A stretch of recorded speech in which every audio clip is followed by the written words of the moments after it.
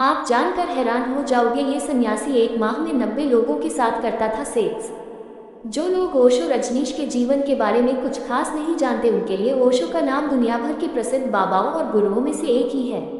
इससे ज़्यादा की बात करें तो उनके लिए ओशो की पहचान एक ऐसी विवादित शख्सियत की है जिन्होंने हमेशा स्वच्छंद जीवन और फ्री सेक्स जैसी बातों का समर्थन किया। इसके अलावा हम ओशो के बारे में ये भी कहते सुनते हैं कि वे धर्म, राष्ट्रवाद, परिवार, विवाह आदि के सख्त विरोधी थे। लेकिन क्या ओशो के विषय में किए गए ये कथन सही हैं? क्या वाकई ओशो का जीवन दर्शन इन्हीं धारणाओं के आसपास घूमता है? ओशो की आलोचना विभिन्न प्रकार से की जाती है। उन पर कई आरोप भी लगे। कहा जाता है कि ओशो फ्री सेक्स का समर्थन करते थे और उनके आश्रम में हर सन्यासी एक महीने में करीब 90 लोगों के साथ सेक्स करता था। इसके अलावा ये भी माना जाता है कि ओशो ने धर्म को एक व्यापार बनाया और खुद सबसे बड़े व्यापारी बन बैठे। उन्होंने अपने जीवन में कई पुस्तकें लिखी, जिनमें से संभोग से लेकर समाधि तक नामक पुस्तक ने उन्हें विवादों के चरम पर पहुंचाया। अपने भक्तों के बीच भगवान ओशो कहलाने वाले ओशो को लेकर उनकी शिष्या और प्रेमिका मां आनंद शीला ने चौंकाने वाले खुलासे किए थे। ओशो के आश्रम से $55 मिलियन का घपला करने के बाद शीला 39 महीनों तक जेल में रही। जेल से निकलने के करीब 20 साल बाद शीला ने कुछ साल पहले रिलीज हुई अपनी किताब don't kill him, a memoir by Ma Anand Sheila में अपने गुरु से जुड़े कई अनछुए पहलुओं को सामने रखा है। शीला ने अपनी किताब में लिखा है कि ओशो के आश्रम में अध्यात्म के नाम पर सेक्स की मंडी सजती थी। आश्रम के शिविरों में सबसे ज्यादा चर्चा भी सेक्स पर ही होती थी। भगवान ओशो अपने भक्तों को बताते थे कि सेक्स की इच्छा को दबाना कई कष्टों का कारण है, इसलिए सेक्स की इच्छा को दबाना नहीं चाहिए। वे सेक्स को बिना किसी निर्णय के स्वीकार करने के लिए कहते थे। भगवान के उपदेशों पर चलते हुए उनके सभी शिष्य बिना किसी हिचकिचाहट और नैतिक दबाव के चलते आश्रम में खुलेआम सेक्स करते थे। आश्रम का हर सन्यासी एक महीने में करीब 90 लोगों के साथ सेक्स करता था। पानी की तरह बरसता था आश्रम में पैसा। फोटो मां आनंद शीला आयर आयशो रजनीश की पुरानी तस्वीर। किताब के मुताबिक भगवान ओशो बिजनेस करना भी बखूबी जानते थे। उन्होंने ऐसा सिस्टम बनाया हुआ था कि आश्रम के हर हिस्से से आय होती थी।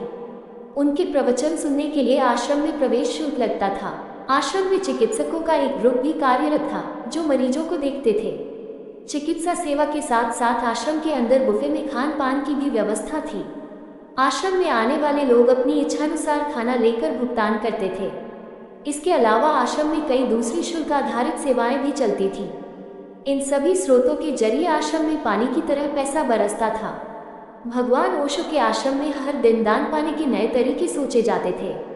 बीमारी के बावजूद बेफिक्र होकर सेक्स करते थे सन्यासी। फोटो मां आनंद शीला की ताज़ा तस्वीर आयर उनकी book don't kill him, a memoir by Ma Anand Sheila का कवर पेज। आश्रम में सन्यासियों को शिफ्ट में काम करना पड़ता था।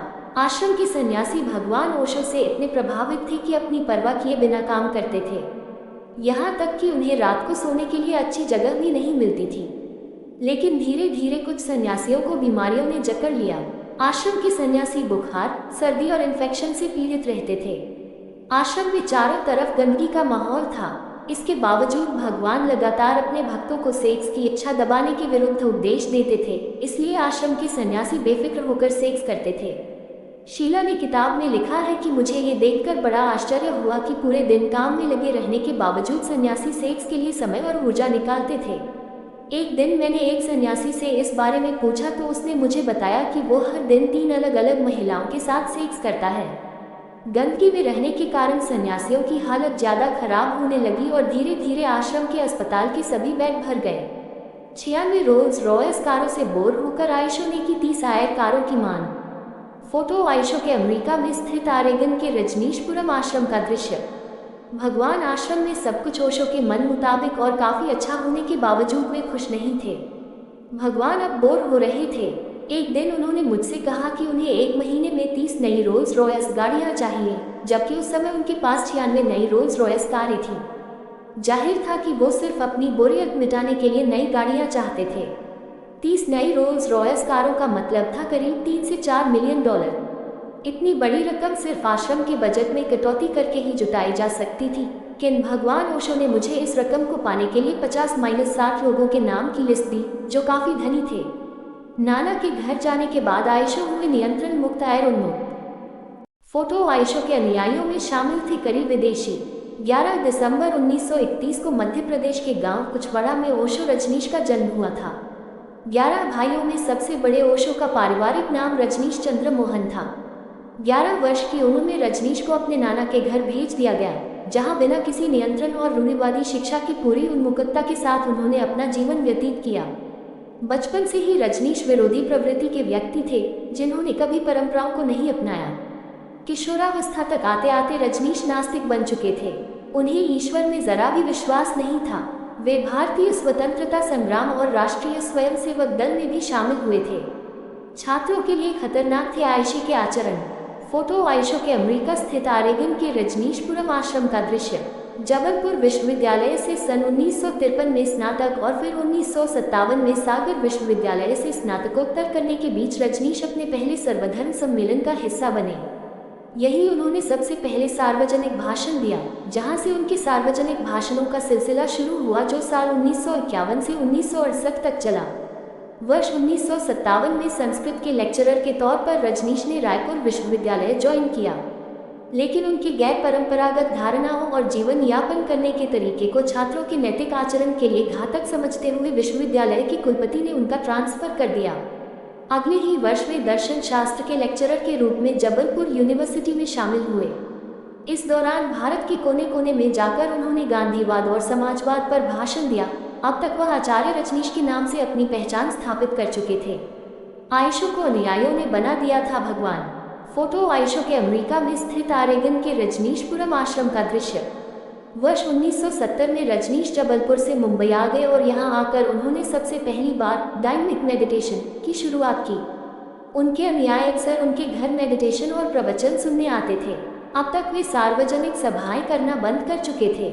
वर्ष 1971 में उन्हें उनके अनुयायियों ने भगवान श्री रजनीश की उपाधि प्रदान की थी। मुंबई की जलवायु आचार्य रजनीश को रास नहीं आई और वे पुणे शिफ्ट हो गए। उनके अनुयायियों ने यहाँ उनके लिए आश्रम बनाया, जहाँ आचार्य रजनीश 1974 से 1981 तक दीक्षा देते रहे।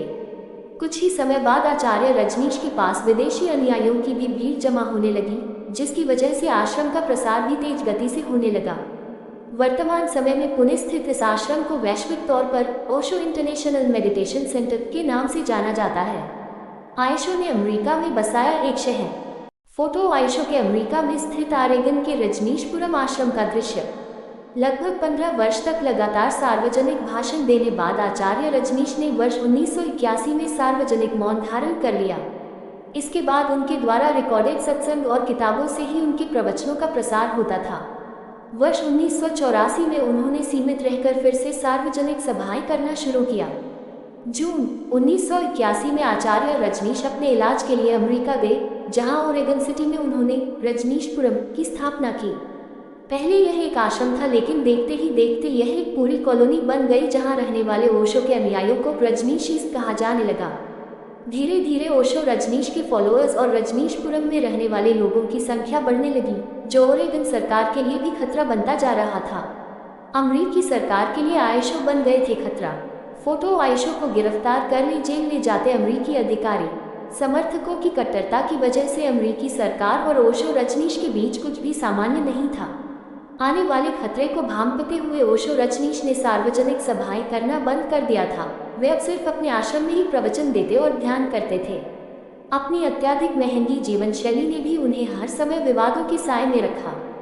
भारत में तो ओशो रजनीश अपने सिद्धांतों की वजह से विवादों में रहते ही थे, लेकिन ओरेगन में रहते हुए वे अमेरिकी सरकार के लिए भी खतरा बन चुके थे। अमेरिका की सरकार ने उन पर जालसाजी करने, अमेरिका की नागरिकता हासिल करने के उद्देश्य से अपने अनुयायियों को यहाँ विवाह करने के लिए प्रेरित करने जैसे करीब 35 आरोप लगाकर उन्हें गिरफ्तार कर लिया। उन्हें 4 लाख अमेरिकी डॉलर की पेनल्टी भुगतनी पड़ी, साथ ही साथ उन्हें देश छोड़ने और 5 साल तक वापस न आने की भी सजा हुई।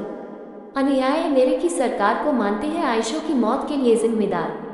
19 जनवरी वर्ष 1990 में ओशो रजनीश ने हार्ट अटैक की वजह से अपनी अंतिम सांस ली।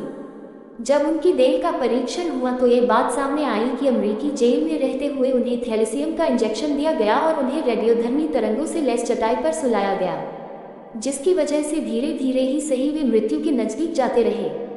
खैर, इस बात का अभी तक कोई ठोस प्रमाण उपलब्ध नहीं हुआ है, लेकिन ओशो रजनीश के अनुयायी तत्कालीन अमेरिकी सरकार को ही उनकी मृत्यु का कारण मानते हैं। टॉक सुनने के लिए धन्यवाद। ओशो टॉक को सुनने के लिए बने रहे हमारे चैनल के साथ।